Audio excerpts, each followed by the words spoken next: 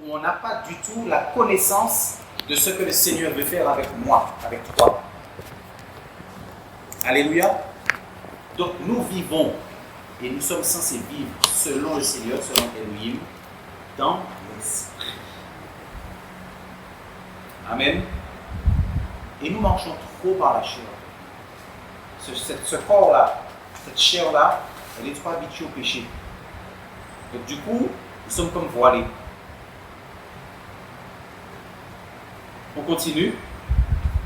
On va prendre, alors on a pris Zacharie, oui. On va prendre 1 Corinthiens chapitre 2.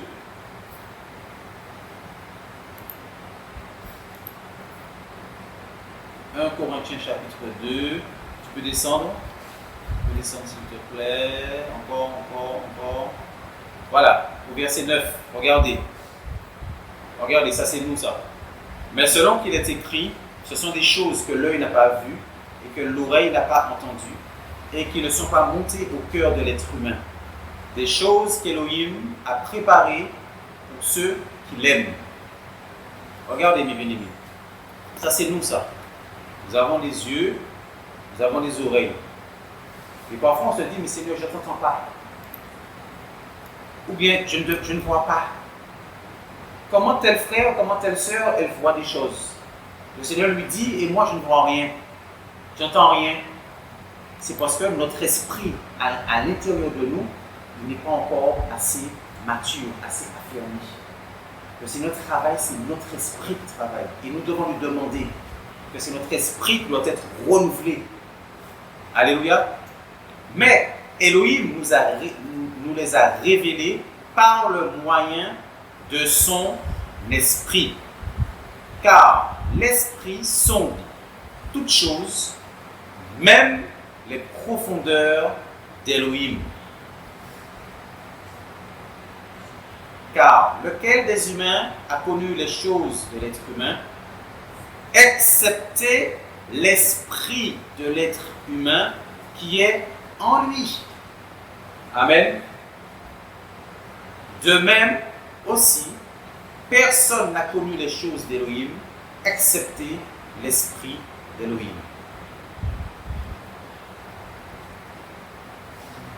Eh bien, dis donc, ouais.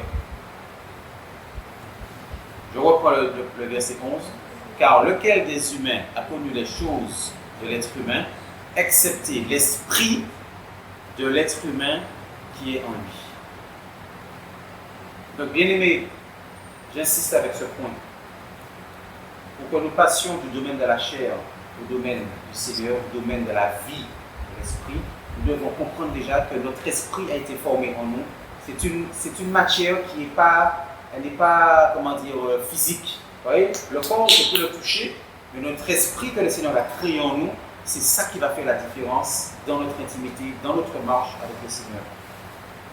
Quand un frère ou une sœur dit, mais je vois telle chose, ou le Seigneur me montre telle chose, c'est l'esprit qui parle, c'est l'esprit qui travaille. Ce n'est pas mon intelligence. Quand je dis je suis triste, je suis tourmenté, je suis aigri, je suis irrité, je ne suis pas bien, je n'ai pas envie de prier, je n'ai pas envie de louer, parce que j'ai passé une mauvaise semaine, parce que j'ai eu des situations qui m'ont... C'est notre âme qui parle. C'est l'âme qui parle. Mais l'esprit en nous est toujours disposé. Voilà pourquoi David, dans la première lance, il va dire, mon âme bénit Yahweh, mon âme bénit l'Éternel. Il parlait à son âme. Alléluia. Donc, quand on est né de nouveau, quand on se convertit au Seigneur, le Seigneur va allumer en nous son esprit, l'esprit qu'il a recréé, il le recrée en nous. Pour que mon esprit à l'intérieur reçoive la révélation du Seigneur, l'amour du Seigneur, le discernement, la sagesse, la force, la volonté de marcher contre le péché. Le Seigneur arrose notre esprit, mais si je ne lui demande pas, il ne va rien faire. Parce qu'il a dit, demandez, il vous sera donné. Donc, le travail du chrétien se résume à l'esprit. On peut prendre 1 Corinthiens 3, regardez ce qu'il va dire Paul aux Corinthiens. Verset 2. Je vous ai donné, vous pouvez le verset 1 à partir du verset 1. Et moi, frère, je n'ai pas pu vous parler comme à des spirituels. Je n'ai pas pu vous parler comme à des spirituels, mais comme à des charnels. Comme à des enfants en machia. Je vous ai donné du lait à boire et non quelque chose à manger, car vous n'étiez pas encore capable. Et même maintenant, vous n'êtes pas encore capable, car vous êtes encore charnel. Donc les Corinthiens qui avaient reçu la parole, ils avaient reçu la connaissance, ils marchaient toujours dans l'âme, dans la chair. Alléluia. Parce que je vous dis quelque chose. Notre femme, quand elle est là, ma volonté propre, elle a envie d'aller à la réunion. Ah oui. Pas de souci. Elle a envie d'aller aux réunions, elle a envie de retrouver des frères et sœurs. Parfois, notre âme, oui, on a notre volonté propre. C'est-à-dire, j'ai envie de faire. J'ai envie. Mais c'est notre esprit, j'insiste avec ça, c'est notre esprit à l'intérieur. Le Seigneur veut travailler et allumer notre esprit pour que nous ne soyons pas charnels. Regardez ce qu'il va dire au verset. Descends. Tu peux descendre, s'il te plaît. Oui, encore.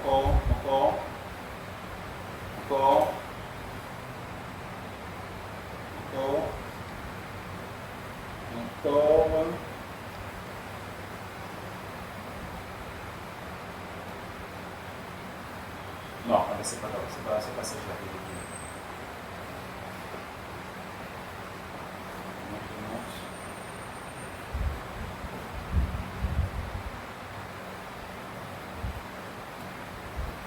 Ok, voilà, regarde. Donc, et même maintenant, vous n'êtes pas encore capable car vous êtes encore charnel, puisqu'il y a parmi vous de la jalousie, des disputes et des divisions, n'êtes-vous pas charnel et ne marchez-vous pas selon l'être humain? Donc nous avons la chair et l'esprit. Maintenant, une question. Au niveau de la chair, qu'est-ce qui habite dans notre chair? Pourquoi notre chair, elle combat l'esprit? Une question. Le péché. Ok, on peut prendre Romains, chapitre 7, verset 23.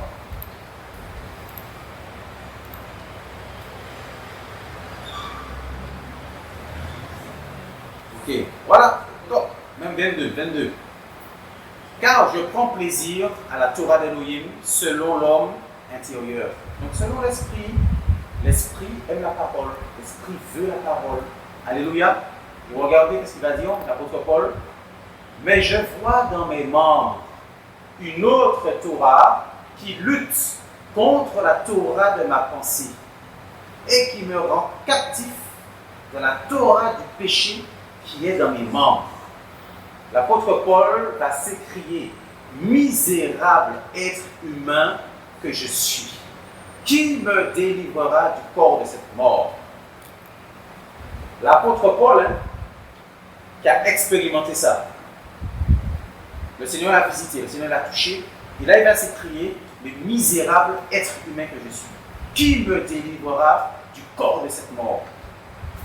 Je rends grâce à Elohim au moyen de Yahushua Mashiach, notre Seigneur. Ainsi donc, moi-même, par la pensée, je suis en effet l'esclave de la Torah d'Elohim, mais par la chair de la Torah du péché. Donc, bien aimé, ici là, les membres sont attachés au péché. S'attacher au péché. D'accord? Maintenant, j'ai une nouvelle nature maintenant, suite à ma conversion. Le Seigneur m'a recréé de nouveau à l'intérieur. Spirituellement, il m'a donné son esprit, mais je suis un homme nouveau, j'ai un esprit nouveau en moi. Maintenant, pour marcher selon le Seigneur. Alléluia. Et on peut voir ça en Éphésiens chapitre 4, verset 24.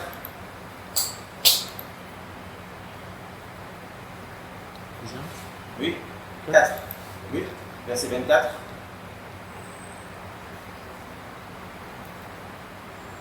peut lire à partir du verset 23. Même entre 22, 22. On va lire 22. Ok.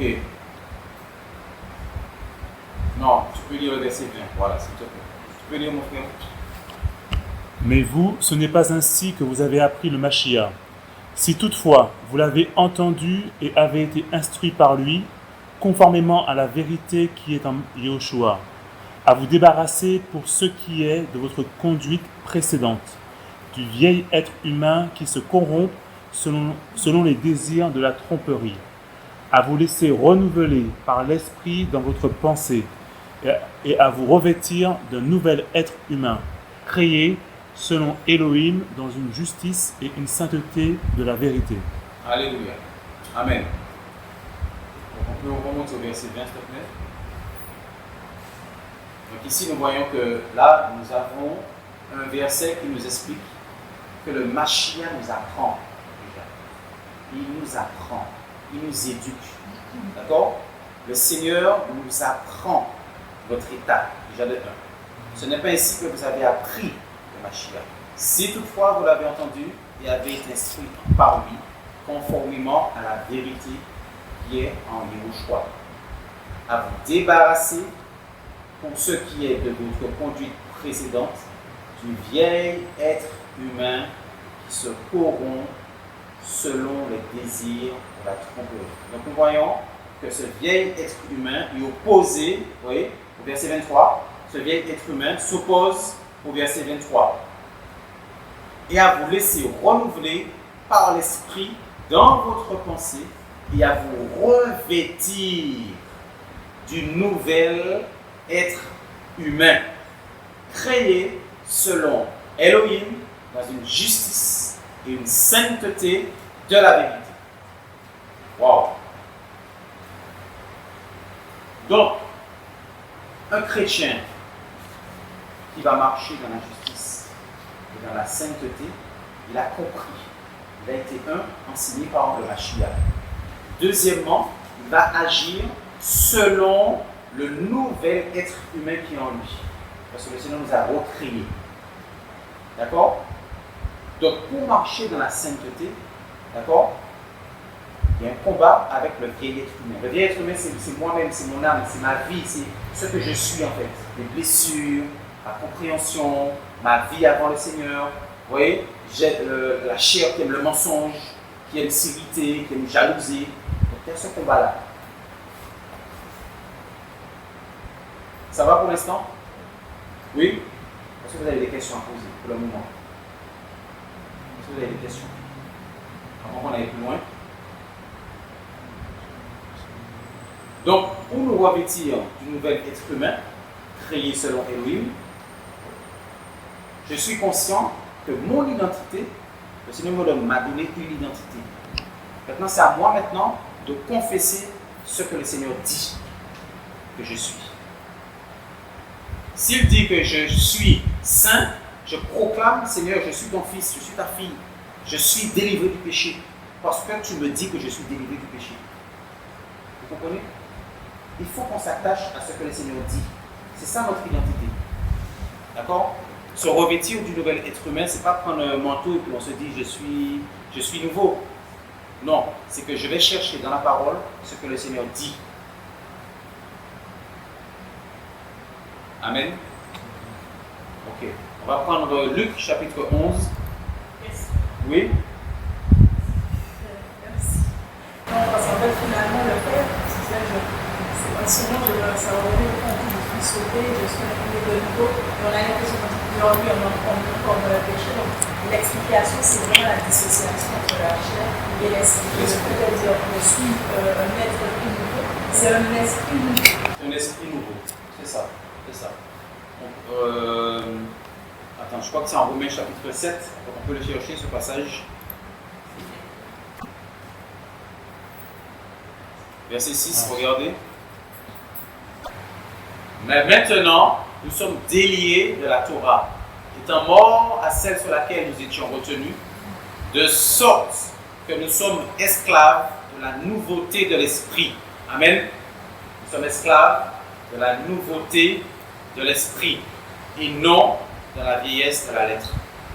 Donc, le Saint-Esprit va travailler avec mon esprit, me communiquer sa sainteté, me communiquer sa vérité, me communiquer sa justice. Voilà pourquoi, vous voyez, dans l'Église, on va avoir plusieurs niveaux. C'est-à-dire, il y a des chrétiens qui avancent vite, et puis d'autres chrétiens qui ne comprennent pas. En fait, c'est tout ça, c'est parce que c'est pas que on est meilleur, c'est pas ça. C'est simplement la compréhension de la marche par l'esprit. Là, il est dit qu'il est parlé de nouveauté de l'esprit.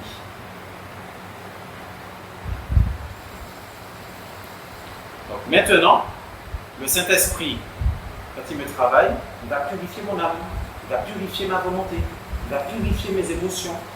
Si je suis quelqu'un qui marche très vite lors d'une situation, ça c'est le domaine de l'âme. Donc le Seigneur va travailler mon âme pour me donner aussi la maîtrise face à une situation. Parce que notre âme aussi s'agite. C'est le siège des émotions. Amen.